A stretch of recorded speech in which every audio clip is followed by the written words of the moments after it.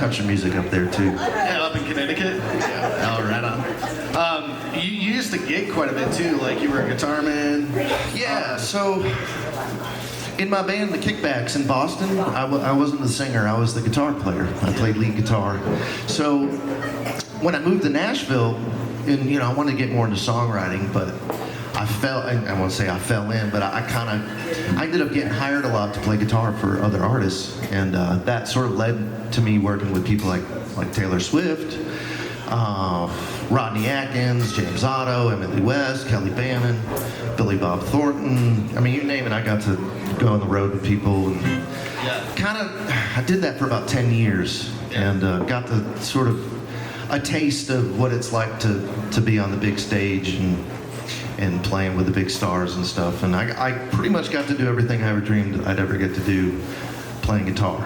And I'm grateful for every moment of it.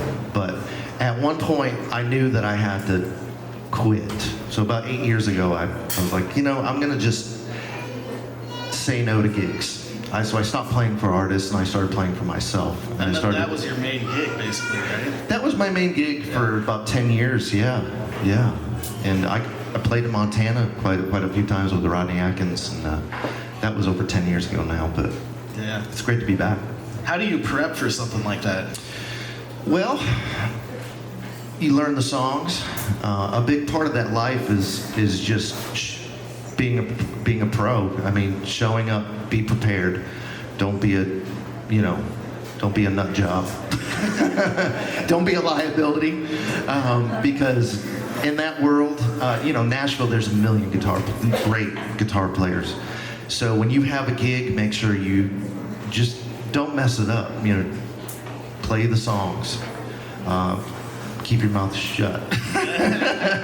Because you are a musician. You're there. You're paid to do your job. Yeah. So that's how you do it. Yeah. Were you just listening to the tunes over and over and over? Oh, as far as learning the songs, yeah. So there's a process to learning, because eventually you want a song, when you're playing with an artist, you want the song to become muscle memory. So so if you're dealing with some technical issues on stage or whatever, you want it to affect what you're doing. Yeah. So a lot of times you especially if you're looking out at a crowd of like 50,000 people or 100,000 people, oftentimes when I was playing with Rodney, he was riding on his 4th and 5th #1 song in a row, and it was crazy. I literally went from washing dishes to someone handing me a guitar on the stage and looking out into, like, as far as you can see, there's people. It was wild, man. It blew my mind. Yeah. It was a dream come true. Yeah. And but you don't want to get caught up as a sideman. You don't want to get caught up in that world, because it feels like as a person I'm successful. I'm doing this. This is big. But you know what? I'm literally a piece of luggage on this tour bus. Here, get on stage, play the song, go back on the tour. Here's some pizza and a beer. All right. Shut up. But let me tell you something. I had a lot of fun and experienced a lot of great things. Got to play for the president, and played on the Grand Ole Opry so many times, and played on the CMA Awards. Had a ball. Cool. And now you're focusing on your music, your deal. Well, not necessarily. So I'm also a music producer. So I have a production company in Nashville, and I produce a lot of independent artists. I mentor a lot of younger artists and help them find their sound. Yeah. And how do you do I that? do a lot of that. How do I do that? Yeah. Well, first question I ask is, what's your budget? How much money do you have? Because it costs money to make music, and it's hard to make money with music, but we got to record. It costs money to hire musicians, and if you want a great sounding record, you got to get great musicians. Yeah. And you got to have someone who knows how to make it sound good. So that's kind of my job. And over the course of my life, I feel like I've been training my whole life to be a music producer, and because I love music, I love making it the very best it can be. Yeah. I love helping people, and it's just a real natural fit for me. It's a lot of work, it's a lot of time, but I love it. Is there anybody you're producing right now that people should check out? Oh, there's Yeah, I've done about, there's a guy named out of Alabama, you guys might have even heard of him. His name's Abe Partridge. I've done about four records for him so far. He's incredible, and he's out touring. I think he's overseas right now. Sarah Peacock, she's unbelievable artist and singer and songwriter. I got to do her record. Unfortunately, it came out right when the pandemic struck, and she wasn't able to tour support it. But the record's out, and it's amazing. So Sarah Peacock, Burn the Witch is what it's called. There's so many. I just feel very fortunate to. Brian Sutherland is another one. Yeah. Cool. And I do my own music too. Yeah. Are you touring around and stuff, or primarily? You know, not really. I do songwriter festivals. Yeah. And Texas, there's a great festival in Texas I do. There's one here in Kerrville. I was a Kerrville finalist a few years ago. About once a year I try to get up to New England and play for my family and friends up there. Nice. But no, you know, I got a kid now, and it's just, I'm working from home and working in my studio. It's hard to spend a lot of time on the road. Yeah. And it's expensive, you know, to travel and stuff, so. Do you want to play us one more tune? Sure, let's do another song. So, yeah, this is, I got my boy in the audience. I know he's gonna give me a hard time if I don't play a new song that he loves, but, so, since we've been talking about my dad, I'm gonna do this song. I actually wrote this song for my father. He's like I said, he was a lineman. He worked for 45 years working on power lines, and he absolutely loved the job. He's retired now, and but you know, back in those days, in the 70s, 60s, 70s, when he started, those guys, you know, instead of food in their lunchbox, they went to work with a six-pack of beer. And I don't think you can get away with that now. But it was a really hard job, you know, with all the storms and the winter, you know, nor'easters, and you know, and I just always remember that beeper going off in the middle of the night and listening to my dad's cuss because he had to go to work in the middle of the night. But he also lost a couple friends on the job. I believe there's better safety measures now, but I wrote the song for my dad. It's called Journeyman, and it's sort of a story about a lineman.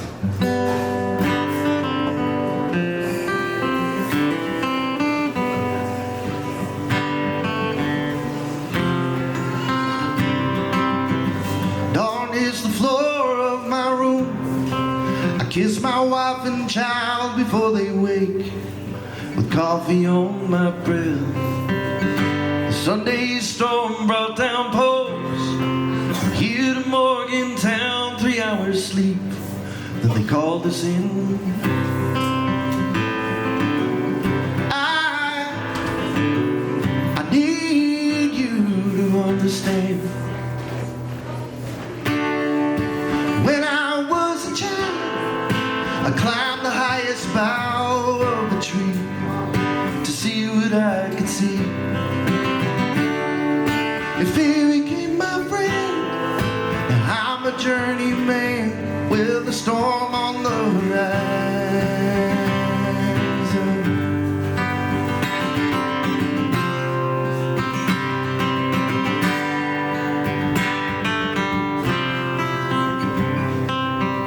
I keep a Bible in my truck, Haggard on the deck. Tchaikovsky keeps me light with all his dirty jokes, but I ain't scared at all to dance with 250,000 volts. I just try and trust my ground. When I was a child, I climbed the highest bough of a tree to see what I could see. And fear became my friend. Now I'm a journeyman with a storm on the horizon.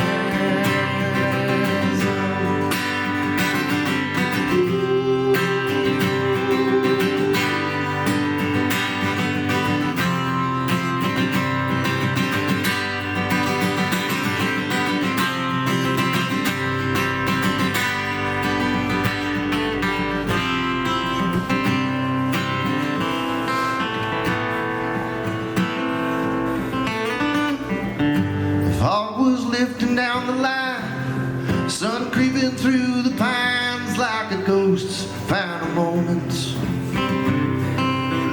I barely felt the flash. Before I closed my eyes, I was startled like a bird.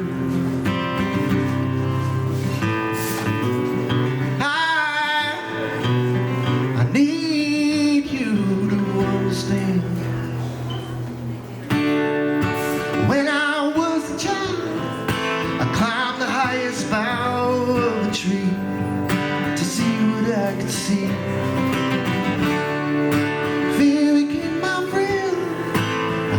Journeyman with a storm on the horizon. A storm on the horizon. A storm on the horizon.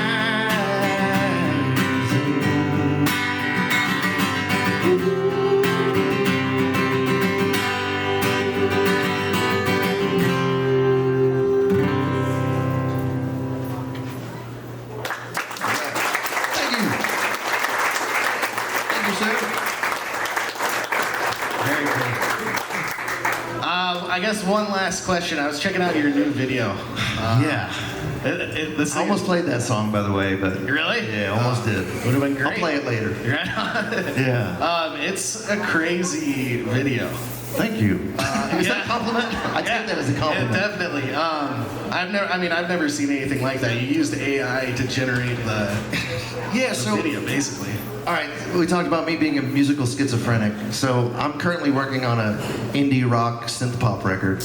I grew up in my teens. I was a big fan of Depeche Mode, Echo and the Bunnymen, The Cure, U2. And now that I'm getting older, it's so weird. Like, you know, you want to talk about midlife crisis. You know, you always want to go back to your youth and be like, grab hold of something that made you feel magic. And that music as a teenager really made me passionate about music. So I'm like, I wonder if I could do it. You know, I wonder if I could make that kind of music. Yeah. My son, my 5-year-old, actually, in a way, well, in a huge way, kind of restored my love for that kind of music, because my son really likes Arcade Fire, and he likes EDM music, which is, you know, it's cool. It's sort of like reminded me of the stuff that I grew up as a teenager. So I started working on, just to see if I could do it.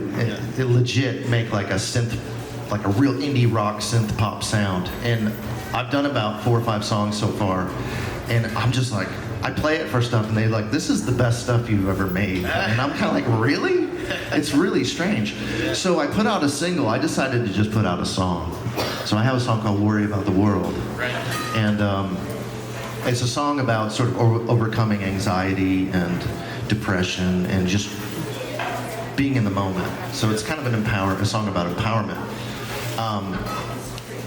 I was hanging out drinking some beers with some of my neighbors, and they were talking about this whole AI thing, and it kind of freaked me out, you know, because I didn't know anything about it. So the next day, I got online and I was like, all right, let me learn about this. I want to learn about what this AI thing, because it's a little scary, and I found some online program where you could take a video and upload it, and it'll sort of change. You know, it'll create. You just type in what you want it to do, and it'll create. It's almost like a filter. Yeah. It's basically a really insane filter. So my idea to do the video was, what if I filmed myself, just real primitive, on my computer, just me staring at the screen singing this song, but every now and again I pop into AI world, where I turn into like a different character, like a kabuki or like a Day of the Dead face or whatever. And so every now and again during the video, I pop into this AI world and then I start fighting with it, you know. So I'm fighting with myself. It's kind of crazy how it came out, but I did it all myself, you know, my home studio. What were some of the prompts that you fed it? Oh, do you remember it all? Yeah, you know, you could type in like art styles. So I would type in sort of cinematic, then you know, Japanese art, or Day of the Dead, you know, and then literally your face will become a skull. Like it's crazy. Yeah. It's cool. So yeah, check it out. You know. Yeah. It's definitely something I'm proud of. It's something I feel like I have to explain. You know, people who know me as a country artist, I'm like, yeah, I did this sort of synth pop song. I hope that's okay. Right on. I'm just exploring music. That's what I do. If people want to catch you today, where are you going to be playing? My wife knows better than me. Yeah. 1 o'clock at Black Canyon. 1 o'clock at Black Canyon. 4 o'clock at the Pollard. 4 o'clock at the Pollard. Thank you. She's worth her weight in gold. Awesome. Well, thank you very much. Yeah, thank you so much.